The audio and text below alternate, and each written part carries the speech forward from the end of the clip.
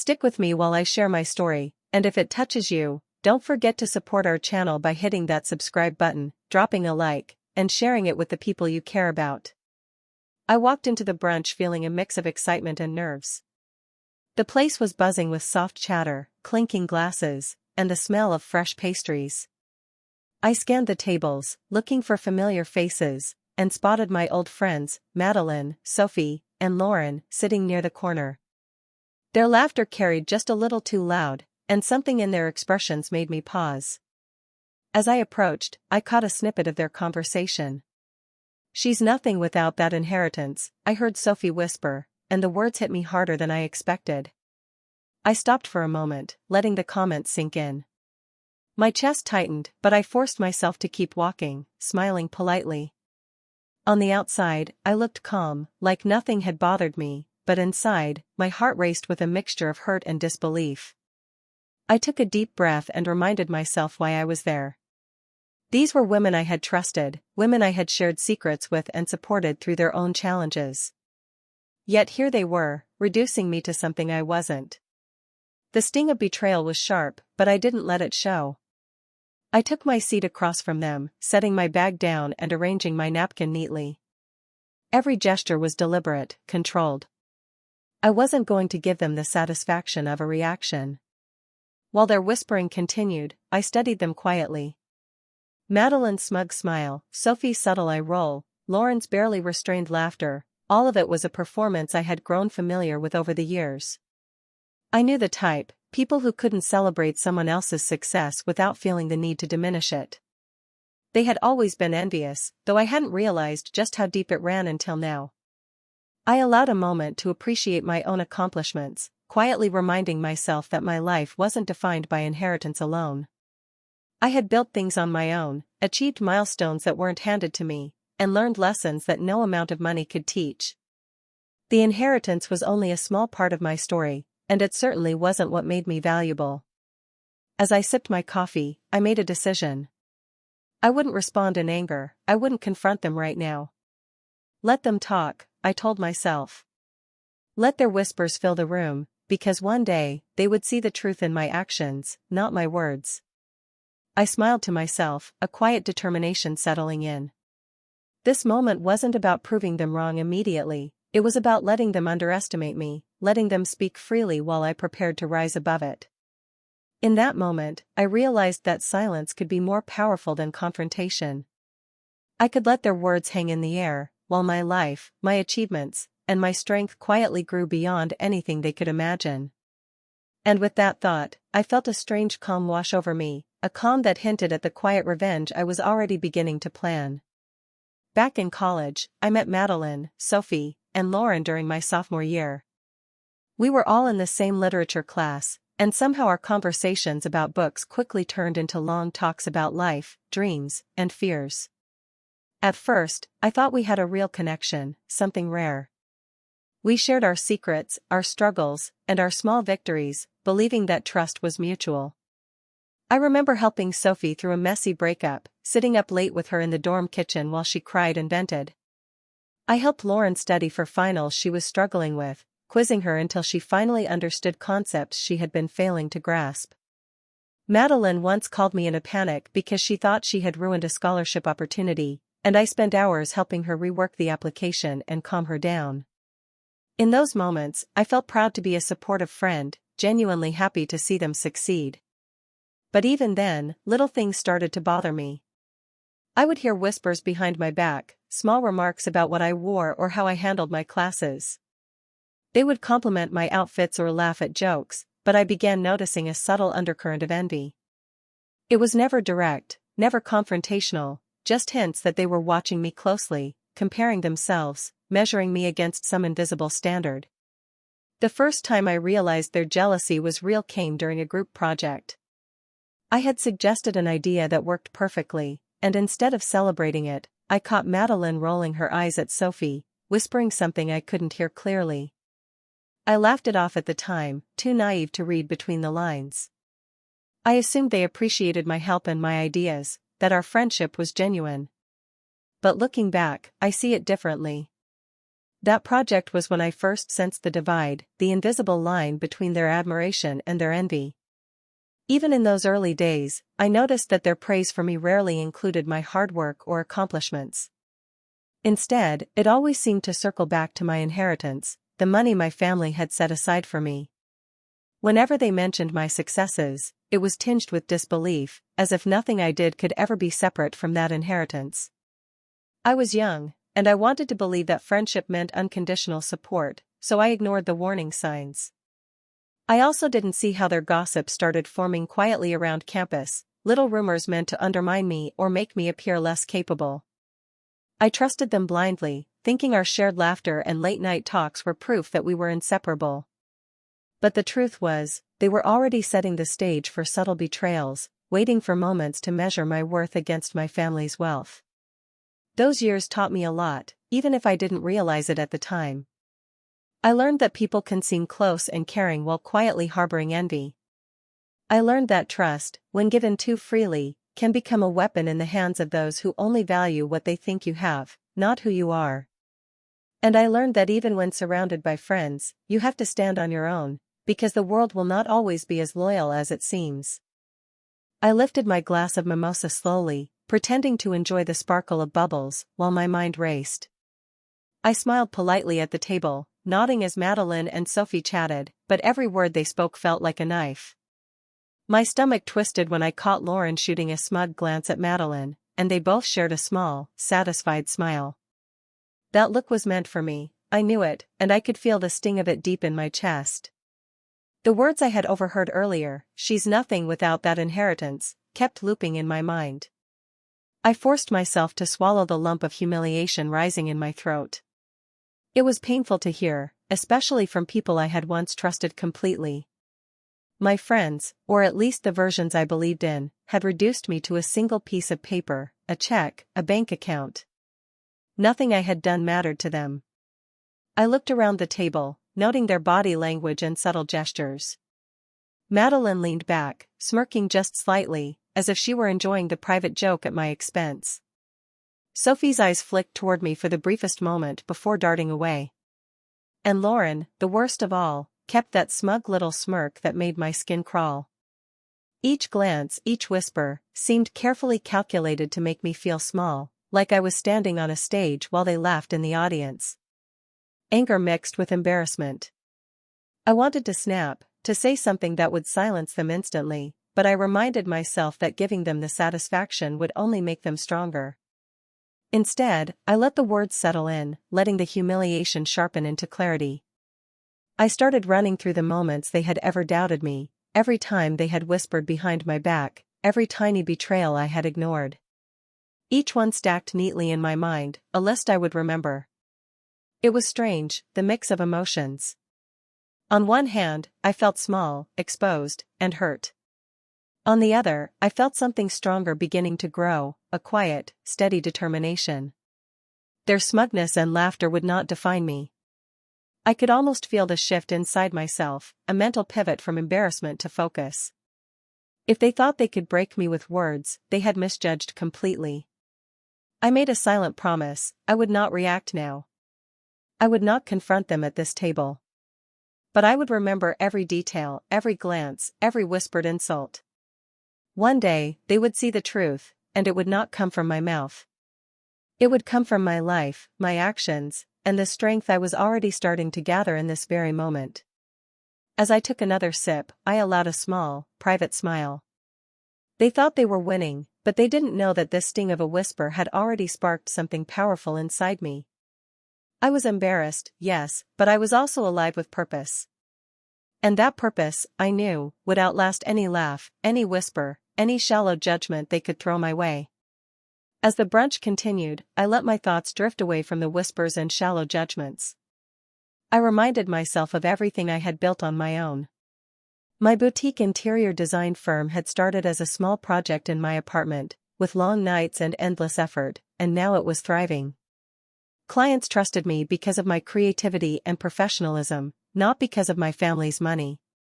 That was something no one at this table could take away or belittle. I also thought about the young women I mentored. Helping them navigate their careers and find confidence in their abilities brought me more pride than any inheritance ever could. Watching someone I guided succeed reminded me that real value came from effort, knowledge, and heart, not the size of a bank account. Even my financial independence, hard-earned and carefully managed, was a quiet victory, a life fully my own. It struck me how different my world was from theirs. My friends' opinions, whispered over lattes and pastries, were shallow at best.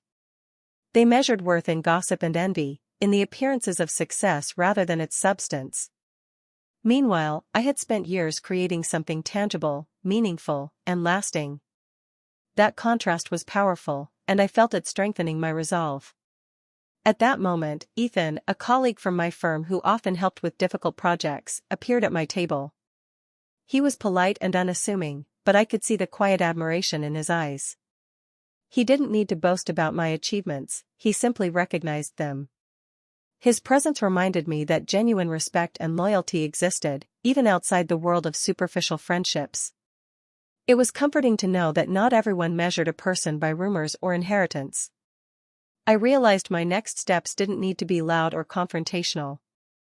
True revenge wasn't about shouting or exposing them, it was about strategy, patience, and letting life itself prove the truth.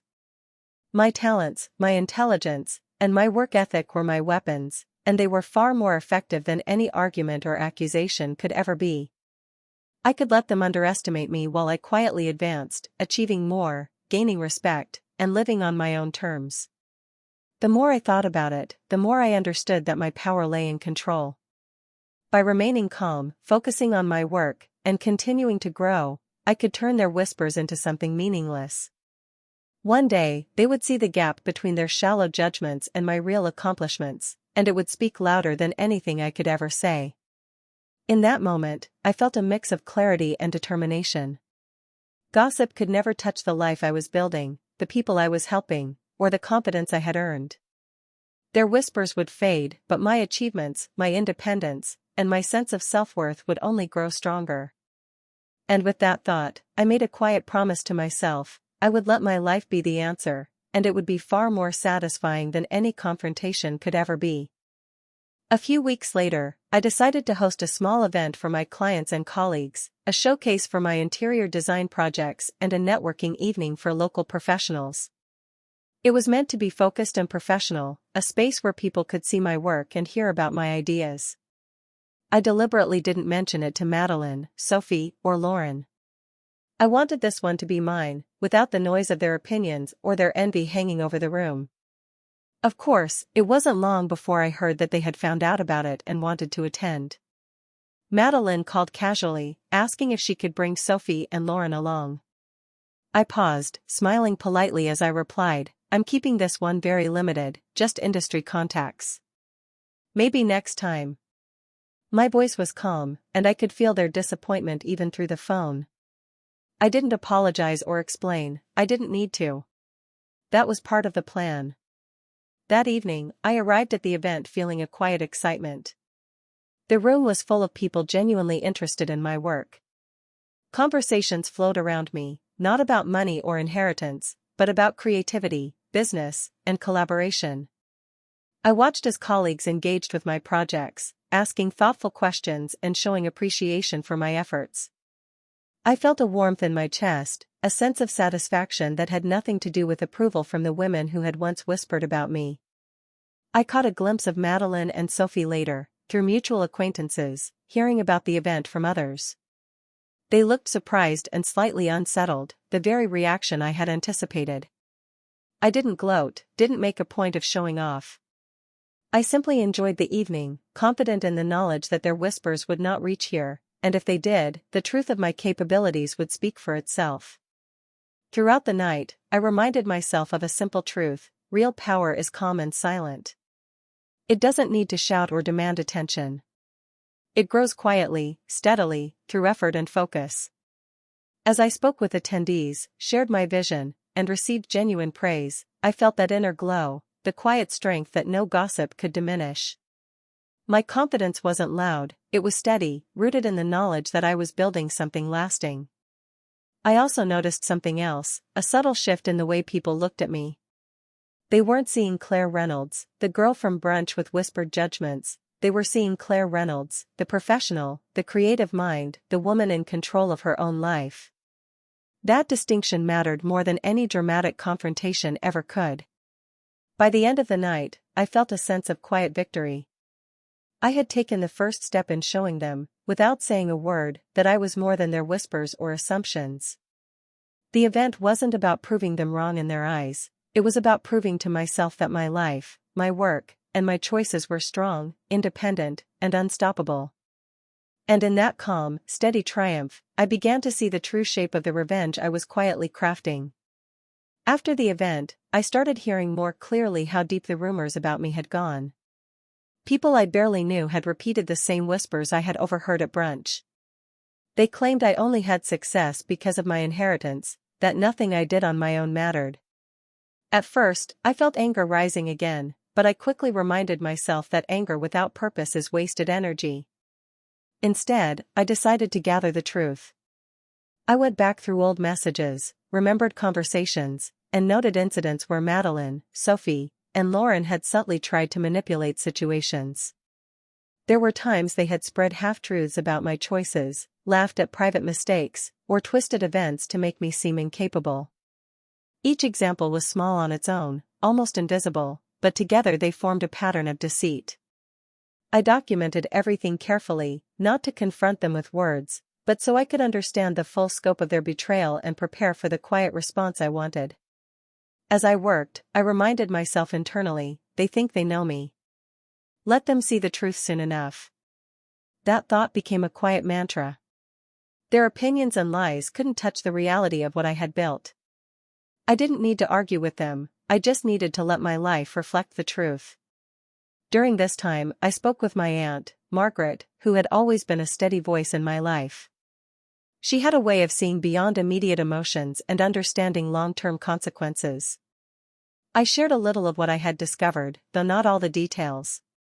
She listened carefully, then said something I never forgot, "Claire, people will always try to define you by what they want to see. You don't need to shout your value. Let your work, your decisions, and your calm confidence speak for you. Revenge isn't about making noise, it's about living in a way that makes the truth undeniable." Her words resonated deeply. I realized that my plan didn't have to be about drama or confrontation. The best response was patience, intelligence, and letting my life unfold in a way that revealed the truth naturally. I didn't have to fight rumors directly, I just had to continue moving forward, building my business, strengthening relationships, and showing the world who I truly was. By the end of that week, I felt a quiet sense of control returning. The pieces were falling into place. I knew exactly what had been said, who had said it, and why it had hurt me. And yet, instead of bitterness, I felt clarity. I could see the path ahead, the way I would let the truth show itself, not through confrontation, but through undeniable evidence of my independence, talent, and resilience. The lies were exposed in my mind, catalogued, and ready, but the next move, the one that would quietly tip the scales, was still mine to make. A few months later, my efforts finally paid off in a way that felt like a turning point. I landed a major client for my interior design firm, a project bigger than anything I had taken on before. It was entirely on my own merit, countless hours of planning, pitching, and refining every detail. No inheritance, no family influence, just my skill, creativity, and persistence. The contract was significant, and I knew it would open doors to even more opportunities. Word spread quickly through mutual acquaintances and professional circles. I didn't announce it to anyone outside my immediate clients, but naturally, news travels. It wasn't long before I heard whispers that Madeline, Sophie, and Lauren had caught wind of it. I could imagine their surprise, the same women who had reduced me to my inheritance now learning that I had achieved something tangible entirely on my own. I didn't approach them, didn't need to. The knowledge alone seemed to unsettle them. Through small interactions at other events or casual mentions by mutual friends, I noticed subtle shifts in their behavior. Madeline seemed a little hesitant to comment, Sophie avoided eye contact, and Lauren's usual smug expression faltered for just a moment. I could feel, even from a distance, the awkward realization settling in. I was independent, capable, and successful without their help or their approval. That realization was powerful for me. I didn't need applause from them. My satisfaction came from seeing the truth of my work speak louder than their whispers ever could. Every client meeting, every compliment on the project, every acknowledgement from professionals in my field reminded me that I was building something real. And that reality was undeniable. In my private moments, I let myself reflect on how far I had come. The weight of their judgment no longer mattered. Their whispers, their envy, and their shallow opinions were powerless against the life I had built. My independence wasn't just a concept, it was evident in contracts signed, spaces transformed, and opportunities earned. The turning point wasn't dramatic or confrontational, it was quiet, deliberate, and profoundly satisfying. At the same time, I began to sense the foreshadowing of the climax of this quiet battle. I could see their uncertainty growing, the way they struggled to reconcile the Claire they thought they knew with the woman who now stood confidently on her own. It was subtle, almost imperceptible to anyone else, but to me, it was unmistakable. They had underestimated me for too long, and now the balance was shifting. That night, I allowed myself a small, private smile. No words were needed, no confrontation required. The turning point had arrived, not with a dramatic reveal or an angry argument, but with the undeniable truth of my achievements. And in that truth, I felt a surge of quiet power, the knowledge that the path I had chosen, the patience I had maintained, and the focus I had nurtured were finally showing results. Their awkwardness was the first sign that my life, built on talent and determination, was speaking louder than any whisper they could ever make. A few weeks after the major project, I received an invitation to brunch from Madeline, Sophie, and Lauren. I could tell from the tone that they expected the same dynamic as before. They thought they could belittle me, whisper behind my back, and feel in control. This time, I didn't hesitate. I accepted, fully aware of the quiet power I now held. When I walked into the restaurant, I carried myself with calm confidence. My shoulders were back, my smile steady, and my eyes clear. I didn't need to announce my successes, but I made subtle hints in conversation. I mentioned new clients, exciting upcoming projects, and networking opportunities with people in positions far above their reach. I spoke naturally, casually weaving in details that demonstrated my competence and reputation without ever boasting. As I moved through the brunch, I noticed the change immediately. The smug glances that had greeted me before were gone.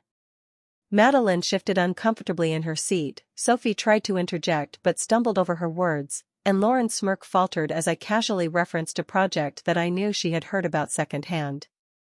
Their whispered remarks, once meant to sting, now sounded hollow and pitiful, as if they were trying to make noise in a room where no one was listening.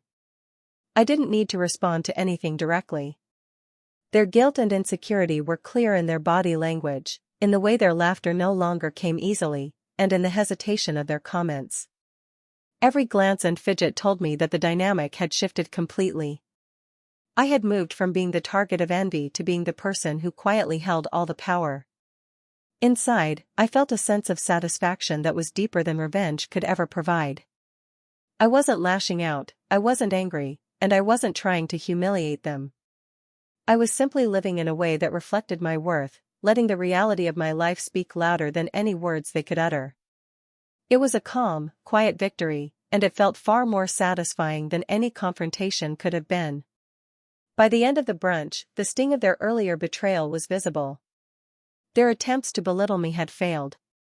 Their envy and shallow judgments no longer had any influence over how I felt about myself. I had proven my independence and capability without ever raising my voice, and the emotional weight of that truth settled in the room quietly but unmistakably. As I left the restaurant, I felt a sense of closure beginning to form. The confrontation I had feared never came in the dramatic way I had imagined, but in truth, it didn't need to. Their discomfort, their insecurity, and their hollow whispers were all I needed to see. They had underestimated me, and now the consequences of their judgment were quietly, powerfully visible. And in that moment, I knew the balance had finally shifted completely. Months passed, and I settled into a life that felt steady, full, and entirely my own. My boutique interior design firm was thriving, with new clients seeking my expertise and projects that challenged me in the best ways. Every space I transformed reflected not just creativity but the discipline and dedication I had poured into my work. I felt proud of what I had built, and that pride was quiet but deeply satisfying. Beyond work, my personal life flourished. I spent time with people who truly valued me, colleagues, clients, and friends who appreciated my character, my ideas, and my integrity. These relationships were built on respect and honesty, far removed from the jealousy and gossip I had endured in the past. I felt a sense of calm that I hadn't known when my old friends' whispers and judgments weighed on me. I rarely thought about Madeline, Sophie, or Lauren anymore. They were no longer part of my life, and I had accepted that leaving them behind was part of growing up and protecting myself. The betrayal stung at the time, but the lessons it taught me were invaluable.